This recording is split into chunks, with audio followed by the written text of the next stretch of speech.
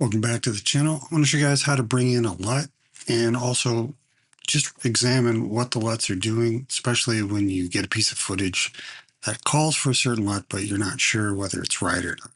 So on the color page here, if we open up our LUTs panel, if we right click, we can choose Reveal in Finder. And this takes us to our LUT storage. And if we're going to add one in, this is where we would drag and drop it. So I have another window here with this Cinecolor S-Log2. I'm going to go ahead and drag that over and drop it into here. You can see it just added.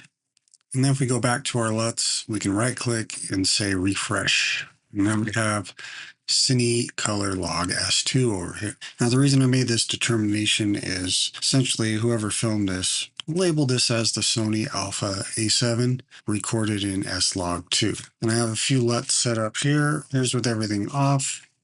This first one I labeled S-Log 709. If we right click and reveal the LUT over here, we can see I'm using the Sony S-Log Gamut 3 Cine to S-Log 709. Might be a good starting point, but it wasn't exactly what I was expecting. And then on the second node here, I went ahead and added the Cinecolor S-Log 2, and that's a little more saturated. A good starting point, looks pretty balanced, but still doesn't look how I want it to look. And then on the third node here, I went ahead and adjusted it myself. And as you can see, it's just got a little more range to it. I'll go ahead and reset that and show you. Now, these might not be wrong per se. If we look at the Cinecolor version, you can see our RGB channels are pretty balanced. They're just not hitting the baseline or peak. And the saturation level looks pretty good. And if we look at it, it's not too bad. It's a little washed out. It is the afternoon. Not bad. It's a good starting point. So that one might actually be what we're looking for. And before I dial in this last one, I want to show you if we go back to our media page and click on this file, sometimes you'll have some extra information in here. It'll tell you camera settings, LUT used, things like that. For example, if we go into this coffee batch here, this was actually shot on a Blackmagic. Now, if I click on this, you can see if we drop down and look at camera details or camera, you can see it's a Blackmagic Cine, and they used a 5-gen film to extended video LUT during the shoot. And you could also see the ISO is set to 640, and it gives you the white point too. So these are pretty great amount of information here for dialing things in, and you got at least a good starting point on what kind of LUT you should use. Now, if we jump back over to here, we've got minimal information and we're not quite sure. So if we went with the stock LUT, which is under this Sony folder here, they don't really offer what we're looking for. So I went on the internet and that's where I found this Cinecolor, which basically converts it to 709. And it looks pretty good, but even that isn't an exact match to the camera. So if you're going to make an educated guess, you can at least get in the ballpark and dial that in or have a good starting point. I'm not a big fan of using LUTs unless you have like a whole bunch of clips or something like that, and you need to just change them all across the board quickly. So let's reset this node that I dialed in. So no LUT's been applied. And essentially, we're going to use scopes here. So I'll pop these out. If we look at where the black level sits, pretty much as a rule of thumb, I like to bring it to just float above baseline. And depending on the time of day, you can adjust your exposure or how hot your peaks are.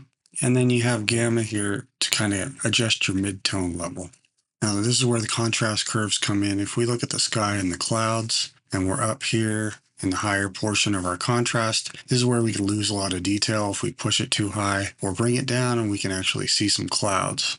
And then if we do an anchor point here, just like that, we can now manipulate some of the lower end contrast. And if we grab the very bottom here, you can see the black level starts to adjust. Might get a little more natural looking since it is a daylight shot. Just depends on how contrasty you like your footage. And then it does look a little desaturated to me if we go full screen here. So I'm going to add a little bit of saturation. I'm going to open up my scopes and look at my vector here just to see where we're at. And I'm also going to use my external monitor. And somewhere about there, looks pretty good to me. Looks like it could be a little bit dark still. So I might raise up my black level just a hair. Something like that. So there's 3 examples of using your LUTs And then another thing that's always good to do is just compare the shot to something that you happen to like. So if we go into our gallery here, I have a still from the other tutorial, and I have power grades, and then I have movie stills, which is a power grade album, and I just dropped some stills in them. If you're trying to grade a scene or match a shot, you can always refer to these with your reference. Hit this little image wipe up here, click on one of your stills to add it, and you can get a good feel for where your exposure lives if you're trying to shot match, and you can split screen it like this. So if you got a look you're going for, at least you're going to know in the world you're trying to match up to. Are you overexposed? Are you peaking? Sometimes it's good just to compare some shots here.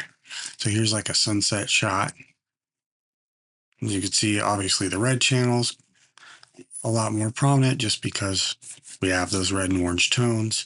But look how dark the blacks are. They're touching the baseline all the way across. And then there really isn't any white information. But if we come here and take our still off, we got some good exposure. The blacks aren't too crushed and we're not too peaked. Versus the 709 just really didn't open it up, although it does look a little more balanced. And the color one gave it a little bit wider of a range. Let's mess with that. We'll drop this down. It's kind of crushing the blacks already, and it's a little oversaturated looking. Let's compare that to what we did. So even ours is a little less saturated, but pretty close if you manipulated it. And that's how you can import your LUTs and mess around and see which one you like, because it's not always going to be a drag and drop. So sometimes you'll have the camera info, sometimes you won't. And you just got to use your eyes and use your scopes. All right, that's it for this one. Thanks for watching. As always, leave a comment down below if you have a video idea you want me to tackle. If you like this stuff, please subscribe. I appreciate it if you do. And I'll talk to you guys on the next video.